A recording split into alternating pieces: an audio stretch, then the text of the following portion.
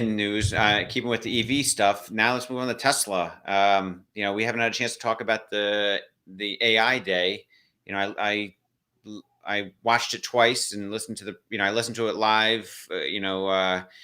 When I was doing stuff with my family, so it was hard to really pay attention. And then I watched it again, a week later or something, and I just took a lot of interesting gems from that. I mean, there was a lot of focus on this chip they designed, which, actually HyperChange, they did a fascinating, Galley from HyperChange organized an interesting discussion with a few, knowledgeable folks and they discussed the chip in depth. Maybe we'll talk about that later, but the chip, they're trying to take control of their own destiny, it seems like, and design their own chip. And it seems phenomenal in a lot of ways. And I'm not a chip expert. But for most folks that seem to be chip experts, it seems, really impressive. And the Teslanoid is incredible. What was your thoughts on the chip at first, though? And we'll go into the Teslanoid or Teslabot. Yeah, so I'm clearly not a chip expert either. I like to think I kind of at least know enough to understand what's important and know why they're choosing to even have the Dojo versus kind of an off-the-shelf option.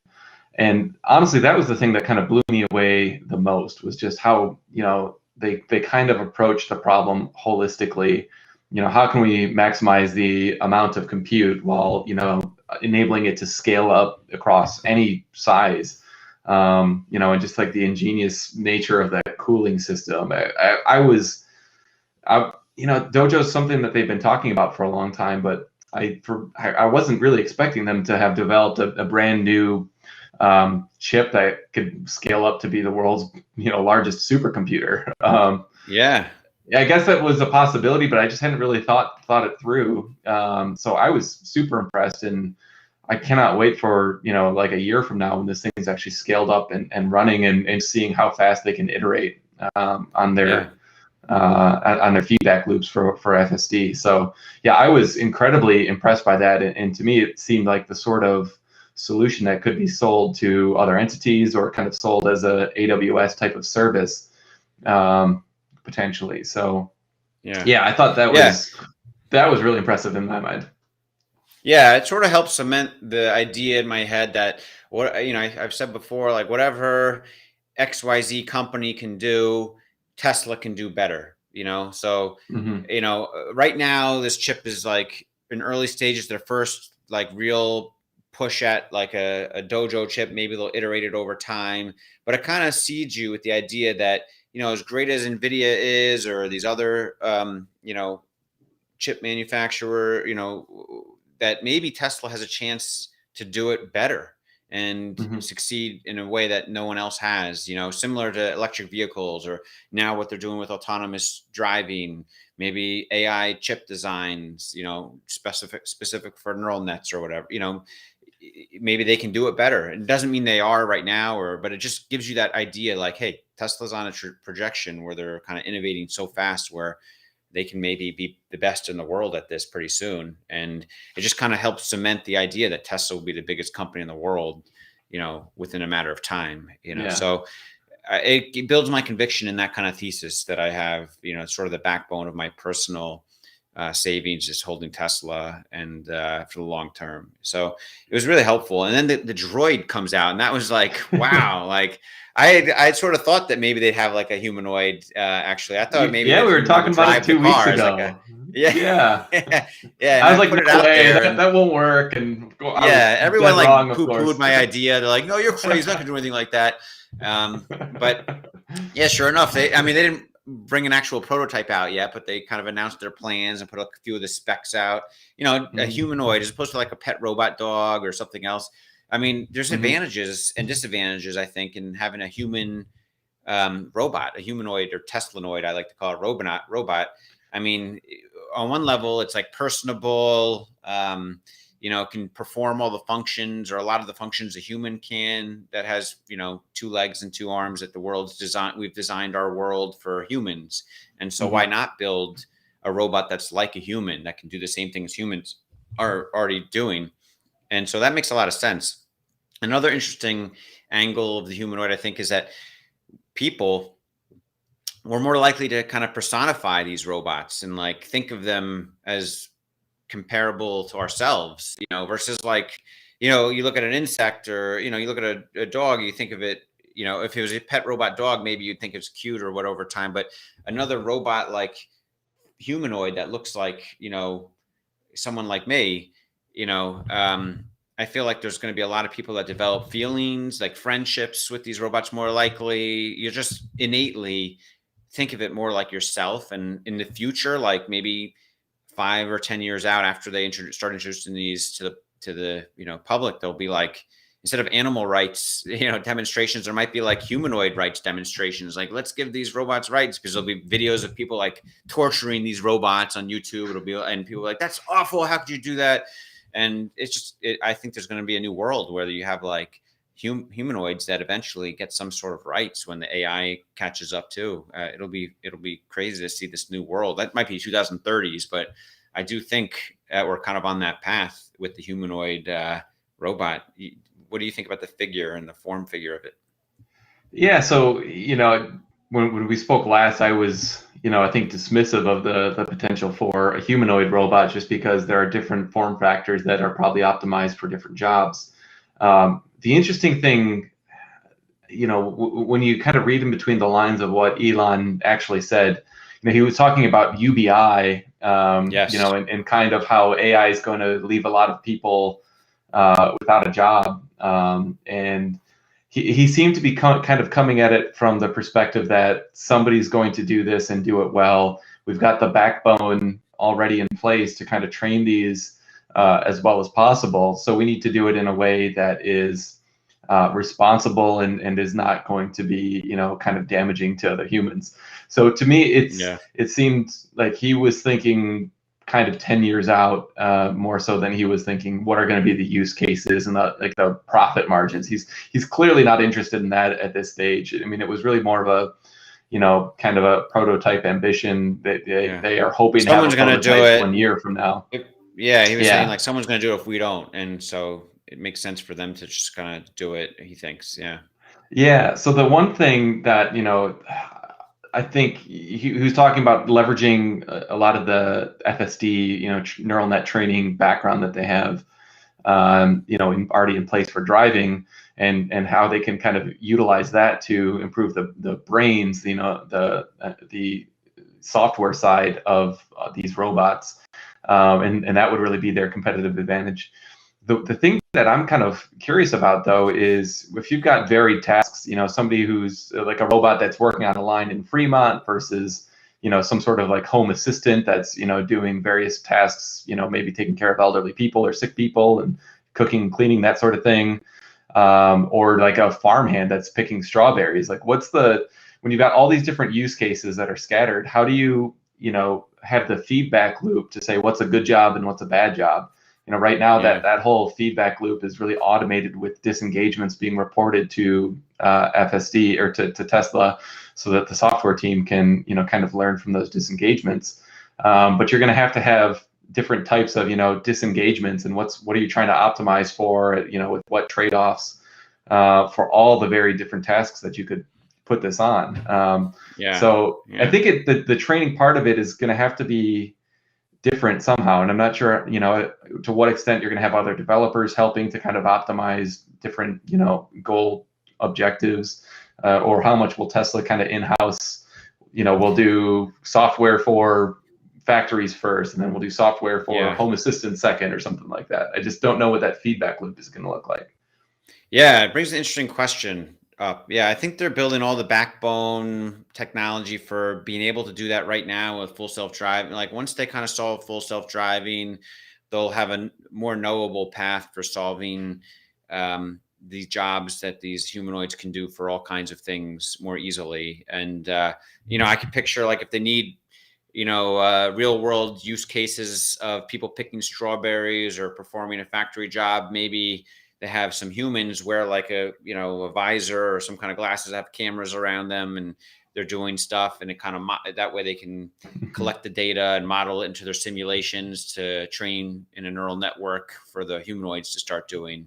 But yeah, the disengagement aspect, how do you trigger that in the simulations? I'm not sure. I mean, the one good thing is, if a humanoid, you can have very controlled tasks at first. But if a humanoid makes a mistake picking strawberries, it's not going to kill people. Like driving, the Yeah. robot car is driving, they make a unprotected left turn at the wrong time, can kill people. But so you don't have as high risk if you pick the jobs, conservatively at first to kind of get things up to speed. But I'm sure there's probably paths forward using the simulations they have, and it's not going to be as dangerous if there's a mistake. But once they start using humanoids for things like surgery, and they already have robots that do lots of types of surgeries, but maybe they have Yeah. more like DaVita is a medical really related interesting company robots. that does those right now. Yeah, But yeah, yeah, it's kind of interesting. I was reading a lot of comments from people within the Tesla Twitter community, and it seems like there's something of a split of people who think like this is like the most amazing thing, and it's gonna triple Tesla's market cap. And then on the other hand, you have people being like, this is just like a pure stunt, and like this will never be a product, and even if it is, it won't be economic. yeah. Where do Well, you you have kind to of fall remember, in that people thought. spectrum of? I don't think it's a stunt at all. People thought full Uh-huh. self-driving was a stunt early on, Yeah. 2014 or whatever, when they first announced it. And a lot of people thought that was a stunt. Like, no way, there's no way they can solve this. Now we're like half, most Tesla investors believe it's solvable by Tesla first. And then, of all of Wall Street, you're getting more and more people involved in like believing Tesla could potentially solve it before Waymo and such. And so it's gone from being like a stunt or a joke to being like really serious. And I think the same with this. I think that the humanoid, I can't wait till they have pre-orders available. Hopefully they do with a prototype in a year or two. Like he said, next year they hope to have a prototype to unveil. In Elon time, that could be 2 years maybe, but whether it's 1 or 2 years out and they have a prototype, if they start taking orders, then that'll be like a historic event. Like imagine how many, like even if half the people think that it's like a stunt, the other half of the people are going to be like, I'm buying 10 of these. I'm putting pre-orders on for 10 of these right now because I want my own little family of robots to do whatever I want, And so it'll be like crazy demand for these humanoids, like even if it's like 5 years before they're ready to be produced. I think there's just so many people that trust Tesla at this point and, believe Elon for good reason, right? He's proven time and again that he can deliver. Maybe it's not on the timeline he says, but he almost always delivers what he says at some point. Mhm. So people accept that now, and the people that get that early can make a lot of money by investing on ideas he has. So the people that don't, they miss those opportunities, and too bad for them. Hopefully they don't short it and think it's so that's my thoughts. And also I think he mentioned there's gonna be 8 cameras on the robot, like the car. Mhm. That's going to be crazy. I mean, that robot can walk backwards and forwards, like it doesn't have to turn around to face you, or maybe the screen will be on both sides and it can walk both. I don't know. That would be less human like, but it can be much more dynamic in a lot of ways than a human.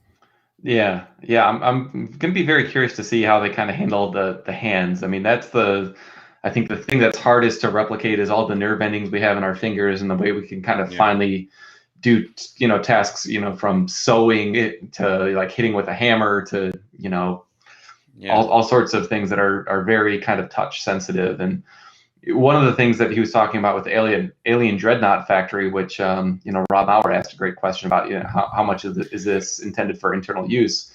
But he was talking about just having cords dangling and how hard it is for robots to like grab those cords and just connect them together. It's Yeah. just a pretty simple task for us. So I Yeah. think the extent that they can do factory jobs well with the hands that they're going to ultimately develop for these, Yeah. that's going to be something that I think is going to be a very big challenge, and I'm curious to see how long it takes them to solve it. Yeah. Yeah, I think they definitely used the early robot, the first, few thousand they produced for themselves internally, just like they used the first, semi trucks for themselves internally before really Hmm. delivering them to customers. So they'll get it down pretty good where it's a shippable product without too many bugs by that time. But yeah, they'll have to solve a lot of these things if they're going to use them efficiently in their own factories. So it'll be a good challenge for them. And I think I think by the time these come out, I mean, I know right now the technology isn't there for like a Starlink satellite to be put on top of these robots. They're heavy, they're big, but I don't see how in 5 or 7 years when these are being shipped, it hasn't been improved upon where there could be like a Starlink receiver attached to each of these robots or each of these, Mm-hmm. humanoids.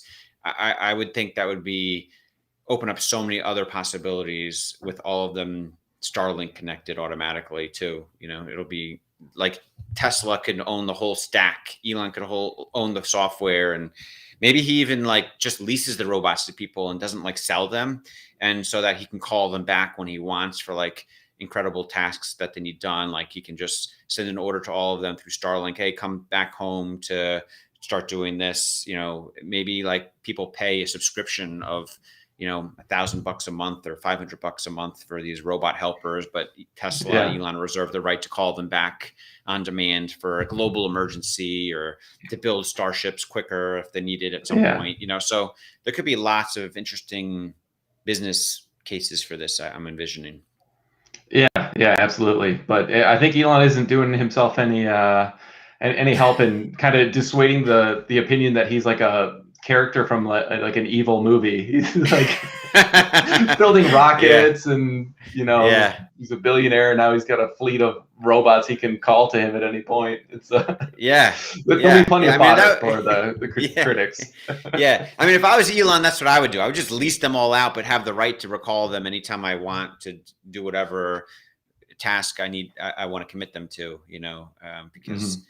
then you have like ultimate power of all labor through all the humanoids, if and when you need it for some immeasurable task that humanity needs done right Yeah. then and there or something. So from Duhamel18A on Twitter, do you think non-battery related parts shortages will be the limiting factor for production in 2022 for Tesla? What do you think, Matt? It seems likely that that will be the case. I mean, they're continuing to talk about the chip shortage impacting what they can do. And then Elon was even talking about, I forget which part he mentioned, but there was some just random part that apparently limited production for a little bit in Q2. So yeah, it does seem where in the past battery production was the limiting factor for production. I think now it's a little bit of a game of whack-a-mole where maybe it's chips today and maybe it's carpet even next month, and maybe it's some random component the week after that. But the chip shortage is the one that I think is going to be most impactful. But it does seem that they've sourced a lot of alternative suppliers for batteries, so they're not 100% just reliant on the original Gigafactory in Nevada. So yeah, I don't think the battery is going to be the constraint. I would agree. Yeah, for sure. Chips all the way seem to be the limiting factor for a while. Next question. All right, next question from Mahendra Reddy.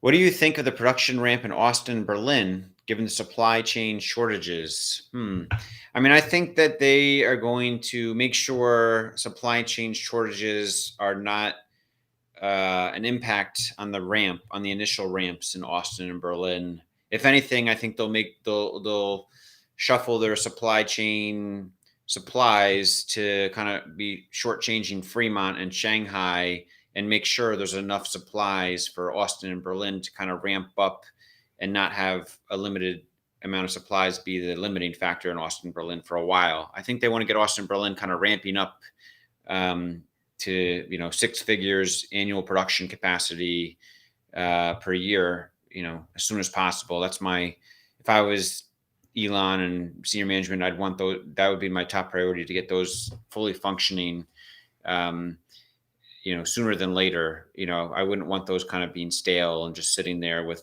10,000 units a year production rate because supplies are too limited, and keeping Fremont and Shanghai at 500,000 each. I'd rather limit those Shanghai and Fremont to like 400,000 each and make sure Berlin and Austin get to over 100,000 each as soon as possible. That's my thought. What do you think, Matt? Yeah, I would agree. I mean, I think the thing to keep in mind is that Fremont is going to be by far their least efficient plant going forward.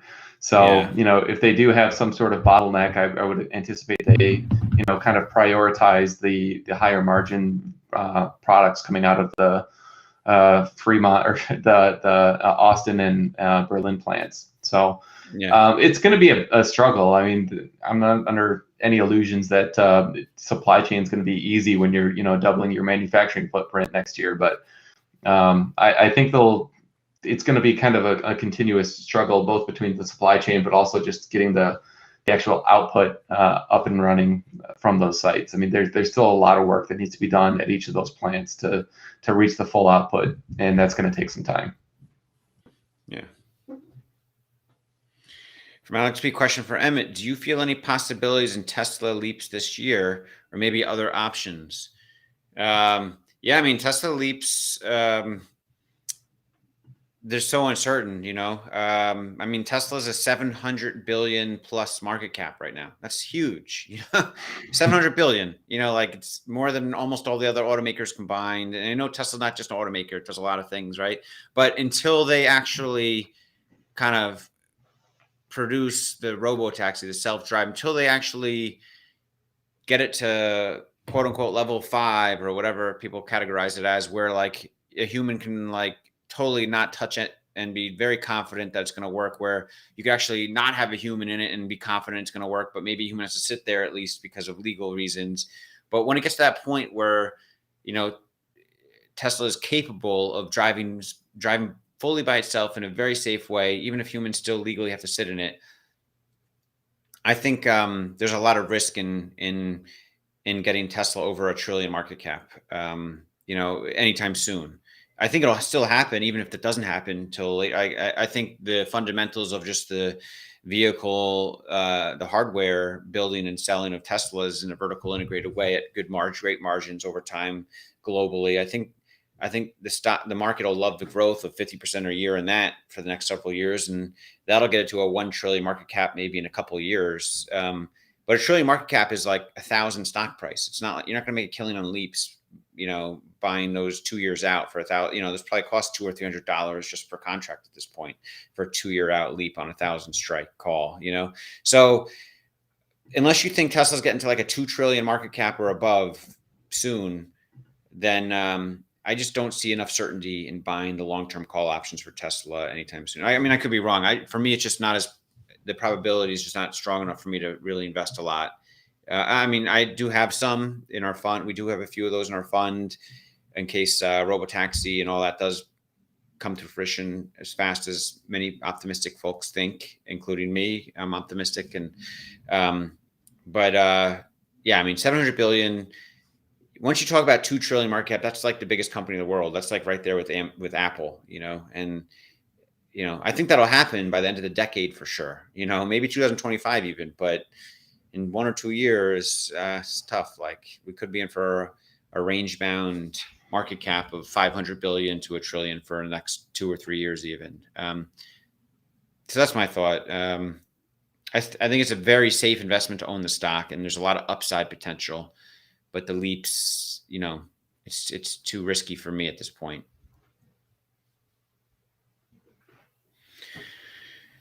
From Alex B, how do you look for relevant information outside our Tesla social bubble?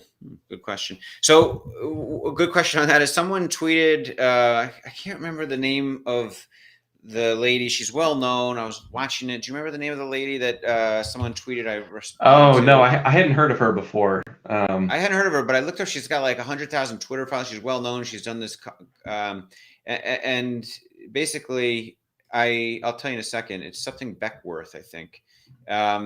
So I always look for other voices I'm not used to, for sure, because I want to hear other perspectives of intelligent, people seemingly intelligent on Tesla that, perspectives that aren't in our bubble. So, for example, Beth Kindig, that's her name.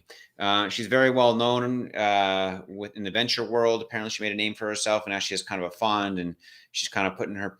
She's kind of comparable to Cathie Wood in some ways. It seems like, and she's done a bunch of interviews, and she's got like 100,000 Twitter followers. She seems very well spoken. She seems very knowledgeable in a generalized way, based on how she was talking in the interview that the person shared with me from recently.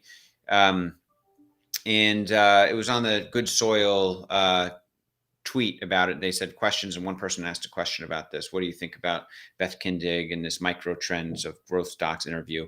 And about halfway through, she starts talking about,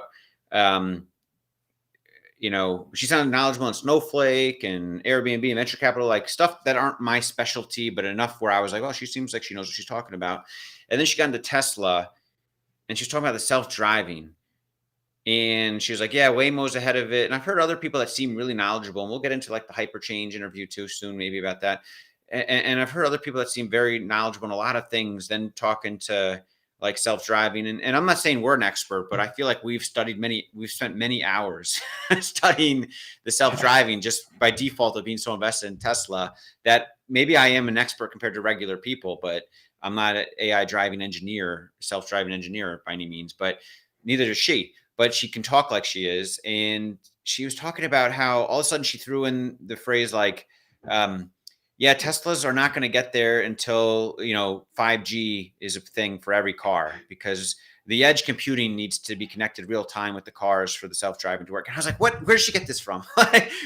That just threw me off. I was like, she does not know what she's talking about. Like if someone didn't know the details like I do, I'd think, oh yeah, she's smart. She knows what she's talking about. Oh yeah, Tesla's not going to get there. But because we know like Tesla's building the self-driving to be locally functioned on the car, not like dependent on internet connections. Sure, they got to upload new software into the car, beam it in every once in a while, but the car itself is going to have the computer, the entire stack to do it. And she didn't seem to understand that. And she like either she completely disagrees that it's impossible. Like Elon has never talked about that, needing that either. And so she's obviously getting that information from someone else that doesn't know what they're talking about. And she's talking about it like she does know what she's talking about. And so there's people out there, and I love hearing other people that seem knowledgeable and trying to find someone that is, but there seems to be a good reason that maybe in our Tesla bubble, there's certain people that we all kind of respect and listen to, and that other people like this girl, Beth Kindig, hasn't kind of ventured in her Tesla bubble because people kind of blow her up with things like that, So there was someone else, I think, that Dana Hull from Bloomberg, she was once talking about some Tesla statistics that was like, the math was so wrong. And it was like, wow, she doesn't know what she's talking about either.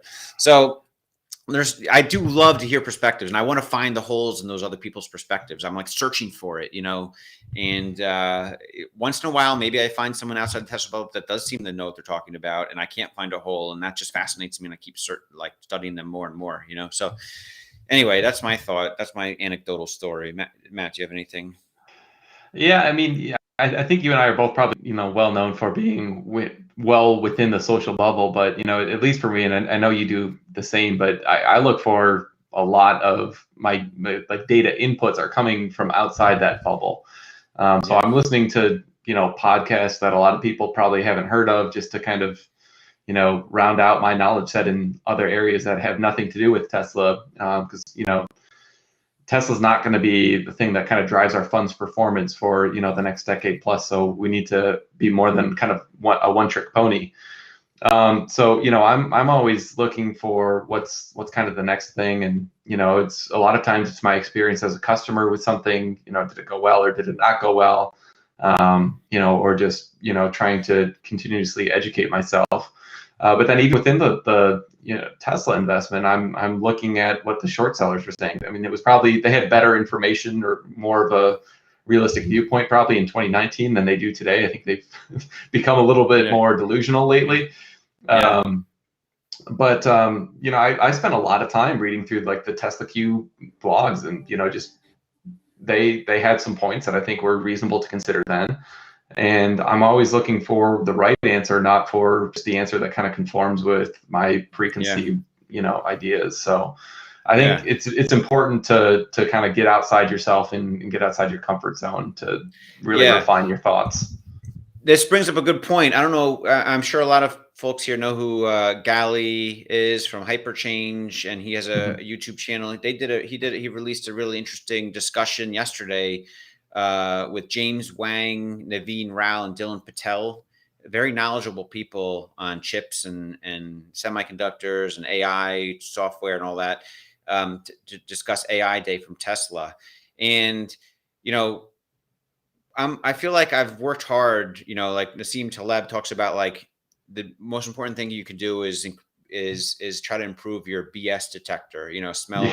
And so the person we were talking about before, the lady who was talking, like she seemed general knowledgeable until she said that. And I was like, oh, that's BS. I can't believe anything she's saying based on how she's talking so factual about this 5G network needed, So basically, on the hyperchange thing, I was listening to it, and, Galley is obviously a Tesla bull. James Wang is sort of a Tesla bull, and this guy Naveen Rao, he seemed very, he's a very influential guy. I looked him up, his background. He seemed very well spoken and very knowledgeable about chips and semiconductors. And he talked about Waymo early on, and he thinks Waymo is going to be first self-driving not till 2028. And he thought he was using the level 1 through 5 categorization, which is sort of a pink flag for me when people are just talking in terms of level 1 through 5, because that's our own like artificial construct of self-driving that just doesn't necessarily fit everything.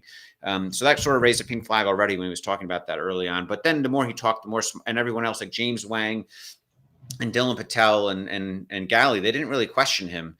Like he would kind of like talk very matter of fact about how Tesla's Dojo chip is nothing special and nothing that NVIDIA or Cerebras aren't already doing. And he was throwing out, all the technical terms, and he was talking very like matter of fact, like he's so confident on all these things. And a couple of times, like James Wang brought up a little bit of like, well, maybe Tesla's doing it for this reason, but he wouldn't really push him hard or challenge him hard. And the other guy, Dylan Patel, like questioned him kind of softly, passively a couple of times. But the guy Naveen kept shooting, kind of like pushing back, like, no, Tesla's not doing anything special. I'm not impressed. And it's okay what they're doing, but I don't see what's the hype about or whatever, but he talked about it so confidently. And I couldn't tell if I didn't like it just because it was like going against my thesis, or if I was smelling like BS, like the fact that he's talking so confidently without like an open mind that maybe he could be wrong on certain aspects, like, is he really smarter than Elon, or does he really think Elon's like overselling, and his team is overselling this chip as like as good as it is for what they need? Or does he think he's smarter than Elon and the team? It's one of those two things. And those two things don't make sense to me. It could be one of those two things, but more likely to me, I was smelling BS that this guy kind of just is assuming a lot that he's used to because of his success in his prior career up to that point, and everyone else is kind of bowing down to him in the discussion, not challenging him hardcore enough. So, that's sort of how my BS detector works. I kind of weigh all these things and try to figure out what's most probable. But yeah, definitely I would recommend everyone listen to that, because that'll really, put a dampener on your hype of the AI chip if you kind of believe what this guy Naveen Rao is saying, Yeah. Have you ever heard of Graham's hierarchy of disagreement? No, what's that? It's let me share my screen for a second. Okay. It's this triangle for how to disagree with somebody in the most productive way. And so this is really helpful when you're looking through a criticism. Like, a lot of times people just say, oh, like Elon's a fraud. And so that's the worst kind of, criticism. Can you see my screen, by the way? Name calling. Yeah, I do see it. Yeah, so I do. It's name calling, and then like an ad hominem attack is when you just say like, oh, like that guy just, he's always making exaggerated claims or something like that. Yeah. Or like one of the ones that Nassim Taleb, like a lot of people just don't like the way that he's so abrasive. So they disagree with his tone as opposed to like the actual central points that he's making. Yeah. Then like moving up a little bit is just like when you make your own point rather than refuting the actual point. Or if you just like kind of choose one bit of the argument to attack that's at least slightly better. So anyway, there's this whole triangle, where very few people, if you look on Twitter or like anywhere, very few people actually kind of like ignore all the fluff and all the dressing of any argument and just get to like the core of what the argument is and kind of debate the merits of that central point.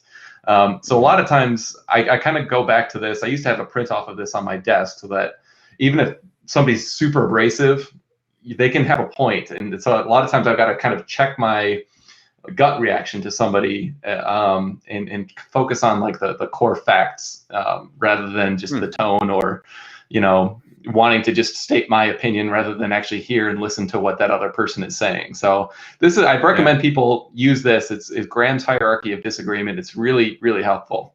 No, for it's a lot of cool. different ways.